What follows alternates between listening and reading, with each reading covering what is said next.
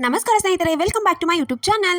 ಬನ್ನಿ ಇವತ್ತಿನ ನಂದ ಗೋಕುಲ ಸಂಚಿಕೆಯಲ್ಲಿ ಏನೇನಾಗುತ್ತೆ ಅಂತ ನೋಡ್ಕೊಂಬರೋಣ. ಅದಕ್ಕೂ ಮುಂಚೆ ಯಾರ್ಯಾರು ನನ್ನ ಚಾನಲ್ನ ಸಬ್ಸ್ಕ್ರೈಬ್ ಮಾಡದೆ ನೋಡ್ತಾ ಇದ್ದೀರಾ, ಪ್ಲೀಸ್ ಸಬ್ಸ್ಕ್ರೈಬ್ ಮಾಡಿ, ಸಪೋರ್ಟ್ ಮಾಡಿ.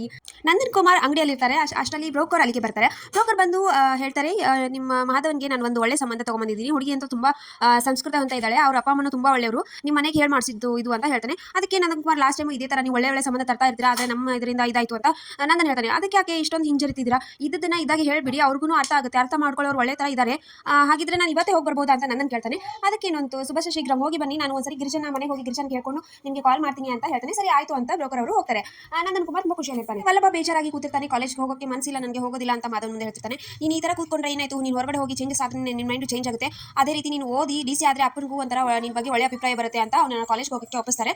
ಅಷ್ಟರಲ್ಲಿ ಕಾಲೇಜ್ ಬ್ಯಾಗ್ ತೊಗೊಂಡು ಹೊರಗಡೆ ಬರ್ತಾನೆ. ಅಷ್ಟರಲ್ಲಿ ಹೊರಗಡೆ ಮೀನಾ ಹಾಗೂ ಗಿರಿಜಾ ಹಾಗೂ ಅಮ್ಮನ ಕರ್ಕೊಂಡು ನಿಂತಿರ್ತಾರೆ. ಸೊ ಇವಳನ್ನು ಕಾಲೇಜಿಗೆ ಕರ್ಕೊಂಡು ಹೋಗು, ಒಂದೇ ಕಾಲೇಜ್ ಅಲ್ವಾ, ಬೇರೆ ಯಾರಾದ್ರೂ ನೋಡಿದ್ರೆ ನೀವು ಬೇರೆ ಥರ ಹೋದ್ರೆ ಬೇರೆ ತಿಳ್ಕೊತಾರೆ. ಸೊ ಇಬ್ಬರು ಕರ್ಕೊಂಡು ಹೋಗು ಅಂತ ಗಿರಿಜಾ ಹೇಳಿ ಒಪ್ಪಿಸ್ತಾರೆ. ಸರಿ ಆಯ್ತು ಅಂತ ವಲ್ಲಭ ಒಪ್ಕೋತಾನೆ. ಅಷ್ಟರಲ್ಲಿ ಗಿರಿಜಾ ಅಮ್ಮನ ಕರ್ಬಿಟ್ಟು ಟಿಫಿನ್ ಬಾಕ್ಸ್ ಕೊಡ್ತಾಳೆ. ಅವಲಕ್ಕಿ ಮಾಡಿದ್ದೀನಿ, ಇಬ್ರು ತೊಗೊಂಡು ಹೋಗಿ ಮಧ್ಯಾಹ್ನ ತಿನ್ನಿ ಅಂತ ಕೊಡ್ತಾಳೆ. ಸರಿ ಆಯ್ತು ಅಂತ ಇಬ್ರು ಅಮ್ಮ ಹಾಗೆ ಗಿರಿಜಾ ಹೊರಗಡೆ ಬರ್ತಾರೆ. ಅಷ್ಟರಲ್ಲಿ ಸೂರ್ಯಕಾಂತ್ ಚಂದ್ರಕಾಂತ್ ಮನೆಯಿಂದ ಹೊರಗಡೆ ಬರ್ತಿರ್ತಾರೆ.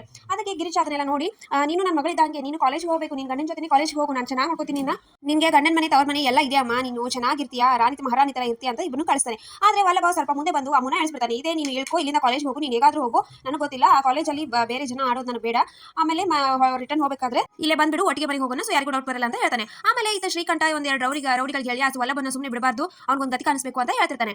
ಆಮೇಲೆ ಈತ ನಂದನ್ ಕುಮಾರ್ ಮನೆಗೆ ಖುಷಿಯಿಂದ ಬರ್ತಾನೆ. ಬಂದು ಗಿರಿಜಾ ಮುಂದೆ ಹೇಳ್ತಾನೆ, ಈ ತರ ಒಂದು ಸಂಬಂಧ ಬಂದಿದೆ, ನೋಡಕ್ ಹೋಗೋಣ ಅಂತ. ಆದ್ರೆ ಗಿರಿಜಾ ಹೇಳ್ತಾಳೆ, ಆದ್ರೆ ಮಾಧವ ಆಲ್ರೆಡಿ ಆಫೀಸ್ಗೆ ಹೋಗಿದ್ದಾನೆ, ಇಬ್ರು ಕೇಶವ ವಲ್ಲಭನು ಇಲ್ಲ, ಹೇಗೆ ಹೋಗೋದು, ನಾವಿಬ್ಬರೇ ಹೋಗೋಣ, ಇವಾಗ ಅವ್ರಿಗೆ ಇದ್ದದನ್ನೆಲ್ಲ ಹೇಳೋಣ, ಆಮೇಲೆ ಒಪ್ಪಿಗೆ ಆದ್ರೆ ಅವನನ್ನು ಕರ್ಕೊಂಡು ಹೋಗೋಣ ಅಂತ ನಂದನ್ ಹೇಳ್ತಾನೆ. ಸರಿ ಹಾಗಿದ್ರೆ ನಾನು ರೆಡಿ ಆಗ್ತೀನಿ, ಸೀರೆ ಬದಲಿಸ್ತೀನಿ, ಮೀನಾ ನೀನು ರೆಡಿ ಆಗುವ ಅಂತ ಗಿರಿಜಾ ಹೇಳ್ತಾಳೆ. ಅಷ್ಟರಲ್ಲಿ ಜೋರಾಗಿ ನಂದನ್ ಕುಮಾರ್ ಚೀರ್ತಾನೆ, ಬೇಡ ಅಂತ, ಹೋದ್ಸರಿ ಆಗಿದೆ ನೋಡಿದ್ಯಲ್ವಾ, ಆ ಥರ ಆಗೋದು ಬೇಡ ಇವತ್ತು ಅಂತ ಹೇಳ್ತಾನೆ. ಸೊ ಇಷ್ಟಿತ್ತು ಇವತ್ತಿನ ಸಂಚಿಕೆ. ಸೊ ಮಾಧವನ್ಗೆ ಹುಡುಗಿ ಸಿಗ್ತಾಳ, ಏನಾಗುತ್ತೆ ಅಂತ ಮುಂದಿನ ಸಂಚಿಕೆ ನೋಡೋಣ. ಅಲ್ಲಿವರೆಗೂ ಸಿ ಯು, ಬಾಯ್.